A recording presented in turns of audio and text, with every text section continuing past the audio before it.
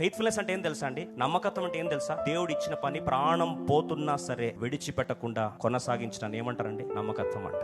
దావీదా, నేను హెచ్చించబోతున్నాను, గొలియాతు మీద గెలిచడానికి రాజుగా చేయబోతున్నాను, నీలో నమ్మకత్వం చూస్తాను. ఏంటి నమ్మకత్వం? ఇచ్చిన గొర్రెల్లో ఏ ఒక్క గొర్రె కూడా చావడానికి వీలు. సాకులు చెప్పొచ్చండి, చెప్పకూడదు. సాకులు లేవా దావీదుకి? సింహం వచ్చి దాడి చేస్తా ఉంటే మనమైతే ఏం చేస్తాం? సింహం ఇంపార్టెంటా, నేను ఇంపార్టెంటా? గొర్రె ఇంపార్టెంటా, నేను ఇంపార్టెంటా? నేను బ్రతుకుంటే 100 గొర్రెలు కొని పెడతా. కాబట్టి సింహమా, నువ్వు ఏం చేసుకోవాలి చేసుకోపో, నాకేం కావాలా? బ్రేక్. చెట్టుకి కూర్చుంటాం మనమే. దావీదు అంటాడు, ఒక్క గొర్రె కూడా చావడానికి వీలు. ఏమన్నంటే నా ప్రాణమైన అడ్డు పెడతా అన్నాడు. దేవుడు ఓటేసేసాడు అంతే. ఒక్క గొర్రె విషయంలో ఇంత సీరియస్గా ఉంటే ఇస్రాయల్ దేశానికి నా బిడ్డలు కుడి ఎడమలు తెలియని వాళ్ళకి రాజు ఎవరు?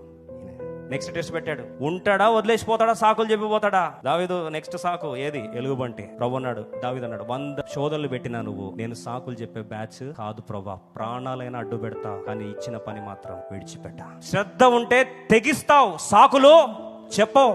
Faithfulness means no extra. Faithfulness